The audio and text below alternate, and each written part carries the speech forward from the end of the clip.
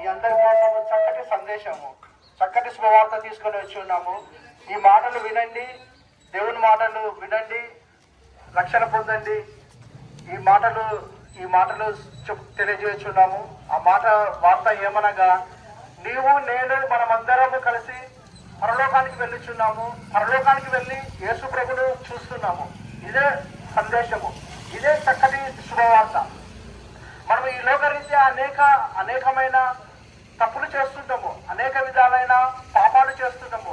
మన హృదయంలో కలిగిన తప్పులు, హృదయంలో కలిగిన పాపపు ఆలోచన ద్వారా మనము కళ్ళ ద్వారా పాపం చేస్తుంటాము, చేతుల ద్వారా పాపం చేస్తుంటాము. మన హృదయంలో పుట్టిన పాపపు ఆలోచన ద్వారా, కళ్ళ ద్వారా, చూపుల ద్వారా కూడా మనము పాపాలను చేస్తూ ఉంటాము.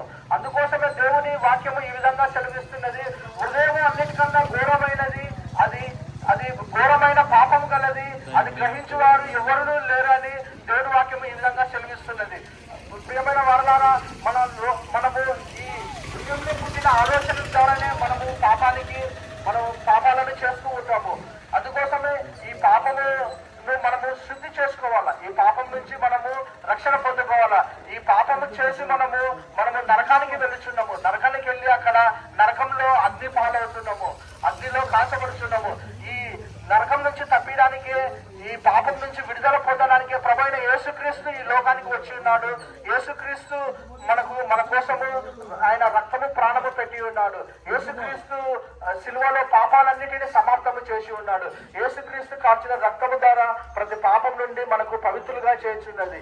యేసుక్రీస్తు కార్చిన రక్తము ద్వారా మనను నీతిమంతులుగా తీర్చిదిద్దబడుచున్నది. యేసుక్రీస్తు కార్చిన రక్తం ద్వారా ఎలాంటి పాపమైనా, అది పెద్ద పాపమైనా, చిన్న పాపమైనా, ఘోర పాపమైనా సరే మనను పవిత్రులుగా తీర్చిదిద్దబడుచున్నది. మనకు పరలోక రాజ్యాన్ని అనుగ్రహిస్తున్నది. ఎందుకంటే మన పాపాలను మనము ఒక్కసారి యేసుక్రీస్తు దగ్గర ఒప్పుకొని వదిలిపెట్టాలా. యేసు ప్రభువా, నేను పాపిని, నన్ను క్షమించు ప్రభువా, నీ రక్తంతో నన్ను కడుగు అని ఒక్కసారి క్షమాపణ అడిగిన ఎడల యేసుక్రీస్తు ఆయన మహాదేవుడు, మహారక్షకుడు. ఆయన ఈ లోకంలో ఉన్న పాపాన్ని, శాపాన్ని అన్నిటిని తప్పించి మనకు నిత్య జీవాన్ని, మనకు పరలోక రాజ్యాన్ని అనుగ్రహించున్నాడు. అందుకోసమే దేవుని మాటలు ఈ విధంగా సెలవిస్తున్నది, హృదయ శుద్ధి గల వారు ధన్యులు, వారు పరలోక రాజ్యము దేవుని చూసేదరు అంటున్నారు. అందుకోసమే మన పాపపు హృదయాన్ని యేసుక్రీస్తు రక్తంతో కడిగి వేసినాడు. ఆయన మనలో ఉన్న పాపపు ఆలోచనని తీసివేసినాడు. మనము బలహీనులము, మనుషులను బలహీనులుగా పుట్టించినారు. మనం పాపం నుంచి విడుదల పొందుకోవాలంటే యేసుక్రీస్తు రక్తం ద్వారానే అది సాధ్యము. ఎందుకంటే మనము ఈ పాత్రలో అన్నం చేసుకుంటాము. ఈ పాత్రలో రాత్రి అన్నం చేసుకుంటే పొద్దున కడుక్కొని అన్నం చేసుకుంటాము. ఒకవేళ కడుక్కోకపోయిన ఎడల అది పాత్ర పాచిపోతుంది, కుళ్ళిపోతుంది. అదే కుళ్ళిపోయిన పాత్రలో మనము అన్నం చేసుకోలేము.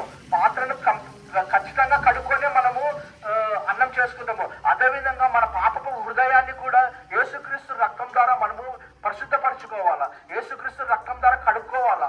అప్పుడే మనకు నిత్య రాజ్యానికి వారసులం అవుతాము. ఒకవేళ పాపం ఉన్న ఎడల మనము పరలోక రాజ్యాన్ని స్వతంత్రించుకోలేము, పాపముతో పరలోక రాజ్యానికి వెళ్ళలేము. అందుకోసమే పాపాన్ని మనము యేసుక్రీస్తు రక్తం ద్వారా కడుక్కొని పరలోక రాజ్యాన్ని స్వతంత్రించుకుంటాము. ఇదే మిక్కిలి అనుకూలమైన సమయము, నేడే రక్షణ దినము.